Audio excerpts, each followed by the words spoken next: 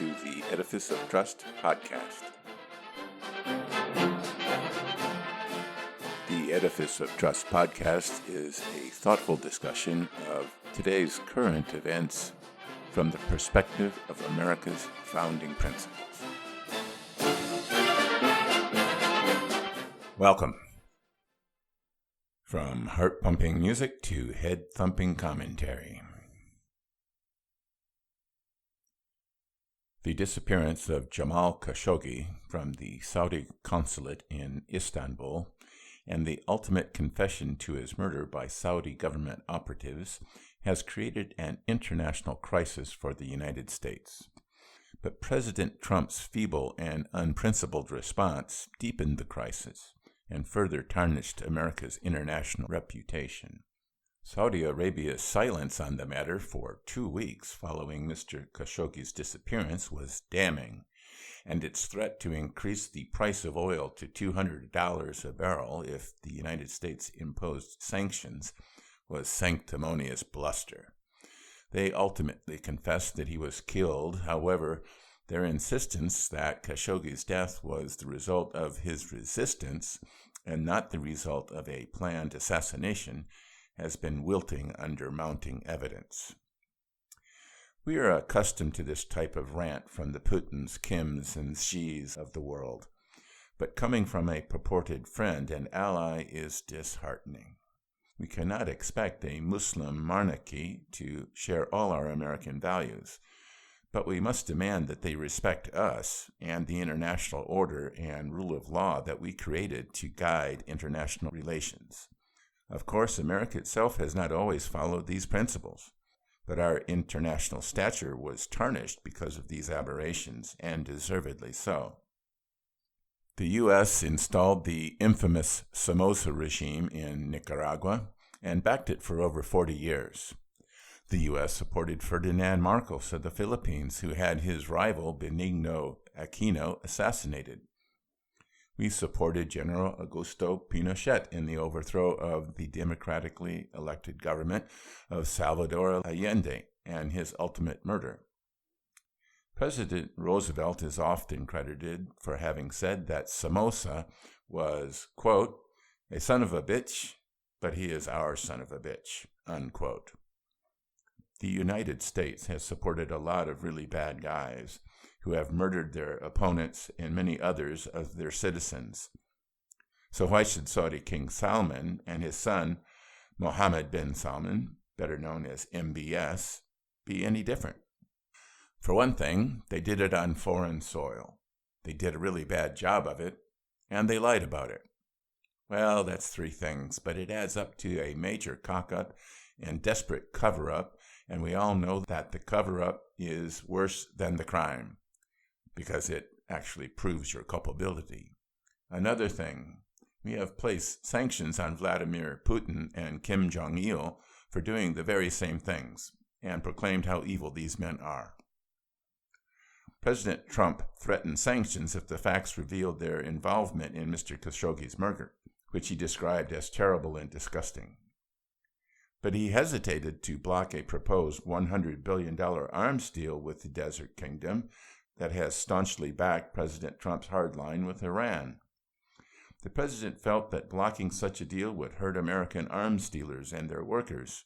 Further, he elaborated that the deal had been sought by Russia and China, implying that if we blocked the deal, that Saudi Arabia would go to these other arms dealers, despite the fact that they generally support Iran. The negative publicity of making nice with thugs and murderers may have been outweighed by strategic considerations during the Cold War. But we are fighting a different kind of war now, and descending to the level of our opponents threatens our claim of moral superiority, a claim that our opponents do not aspire to, but they are happy to knock us off our pedestal whenever possible. President Trump's shilly-shallying on sanctions and trade deals with Saudi Arabia has lost us international credibility, although undercutting allies and losing credibility appears to be a major part of his foreign policy. Saudi Arabia has put the United States in a bad position by acting like a bunch of incompetent thugs and expecting us to overlook it. There must be consequences, and they must be serious. But for all his shilly-shallying, President Trump has been tough with the international miscreants. Despite the maneuvers around the investigation of Special Counsel Robert Mueller, President Trump imposed tough sanctions on Russia. His threats have brought Kim Jong-il to the negotiating table, even though we are still awaiting tangible results. He has confronted some of China's aggressive exploits with tariffs and freedom of navigation exercises. There must be consequences to Saudi Arabia for this action. Saudi Arabia has been a destabilizing element in the Middle East for decades. Oil riches have funded fundamentalist madrasas throughout the Muslim world. These madrasas have been the breeding ground for radical Islamic terrorists. Osama bin Laden was a Saudi. 15 of the 19 9/11 terrorists were Saudi. And let's not forget that Saudi Arabia attempted to drive American oil producers into bankruptcy by flooding the market with oil in 2015.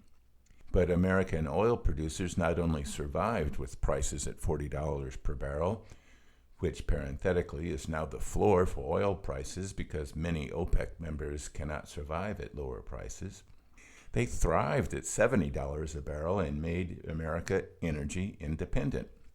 And because additional American fields will come on stream at $100 a barrel, there is also a cap on the price of oil. Oil independence means that we are immune to Arab oil embargoes that caused such havoc in the 1970s. No thanks to our friends in Saudi Arabia. And now MBS, as de facto ruler of Saudi Arabia, is doubling down on authoritarianism, ignoring any semblance of rule of law in order to bend the Saudi people to his will. A Wall Street Journal op-ed speculated that the king would have to name a new crown prince, or else his son, MBS, is likely to be assassinated by disaffected Saudi family members.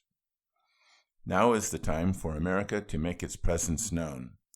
If King Salman names a successor that will return Saudi Arabia to its old ways, the United States will face a turbulent Middle East for decades to come. Reform is desperately needed, but MBS was taking his cues from Putin and Xi, and not from Washington or Jefferson. MBS may be a son of a bitch, but he is not our son of a bitch. Stay tuned for a brief announcement.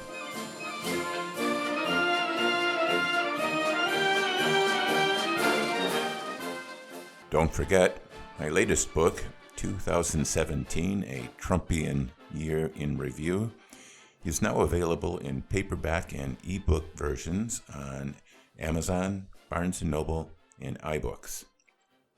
Also available are my previous publications, Principled Policy and Edifice of Trust. And if you want some adventure, try my novel, Tawantinsuyu. More information on these books, plus links to retail outlets, is available on my website, www.edificeoftrust.com. Thank you.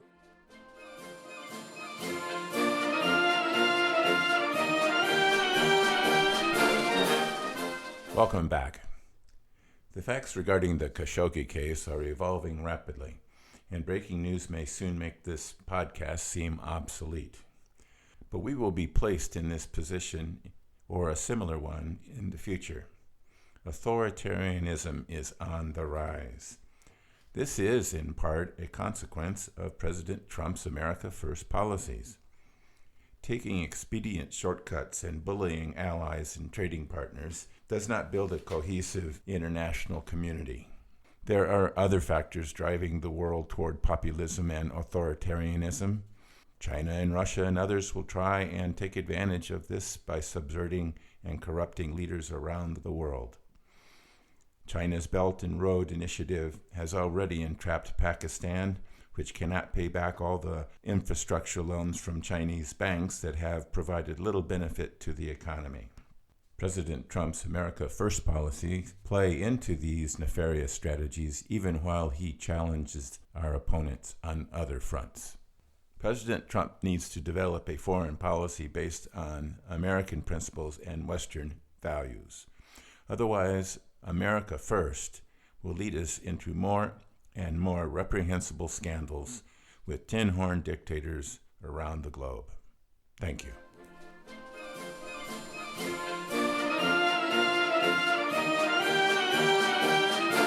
Thanks for listening to my podcast. If you would like to hear more Edifice of Trust podcasts, please don't forget to subscribe. Thank you.